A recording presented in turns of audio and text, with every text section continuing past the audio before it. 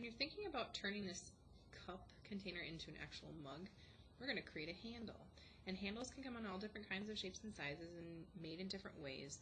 But the things you really want to think about is how it fits well with the mug, how it fits in your hand, and how sturdy it is so that it doesn't try to fall off as you're working with it, or as you're picking it up. So you can create a slab where we flatten out the clay, roll it out, and make it a certain size to fit in your hand. But you really want to consider, like I'm saying, if you made a handle that was this thin, whether it's a coil or a slab rolled out, will this be strong enough to hold up the weight of this mug? Does it look right? Does it have the right feel to it? Probably not. So this is a much too skinny of a handle for what we're doing. But you can have a flat slab, so you want to think about how that's going to fit in your hand. If it's going to be a mug for yourself, that's really important to think about the design. You're also going to realize that we're not going to just like stick it on to the mug like this, because that connection point isn't strong enough, so I'll show you a way to make that strong and sturdy. If you decide to make a rolled coil handle, that's fine. Just make sure it doesn't get too skinny. Same thing, it will be attached in a couple different connection points. All right. So I'm going to show you how to do the slab one. I think that this is kind of a unique shape for my hand. I really like how it's fitting. It will be flat attached here. And then mine's going to actually connect to the top of my mug, because that way I'm not really going to drink out of this side, so it's okay if the handle kind of is in the way.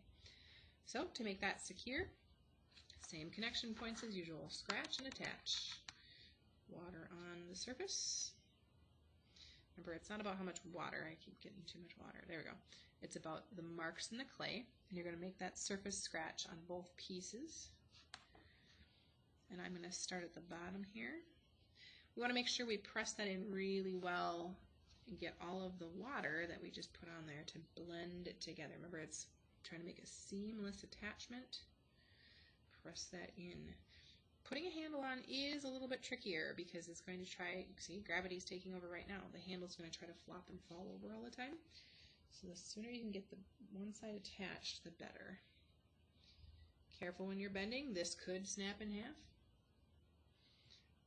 Before you make your attachment place, make sure your hand fits really nice in the location.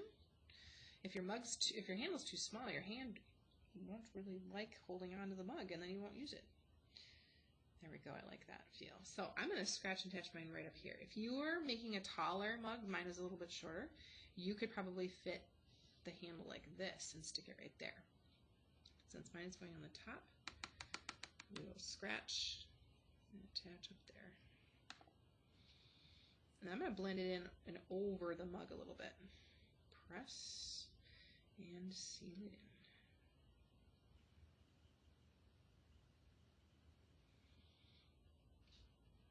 So you're kind of a designer at the same time. You're trying to design the shape of the mug, you're trying to design the pattern, you're also trying to design what the handle looks like. You can use any tool you want, remember, to blend in the sides so it doesn't look like it was attached randomly. Put a little thought into it, makes it smoother on those sides. The biggest thing is to make sure you do not pick this up with the handle after it's been attached. Until it goes through the kiln and becomes hard as rock, it will snap the handle off. So please think about that. You can blend in the bottom here. There we go. That's starting to look like a fancy professional mug now. You've got the techniques and the skills to do this. We've practiced clay a while now. So think about how you can make your clay look even more advanced if your design works that way. Smooth out things, get rid of crinkles and wrinkles. And I would even think about blending this inside connection point right there. All right, so this could be a finished mug. You could call it done, put your name in and class code and everything carved in the bottom here, and let it start drying out.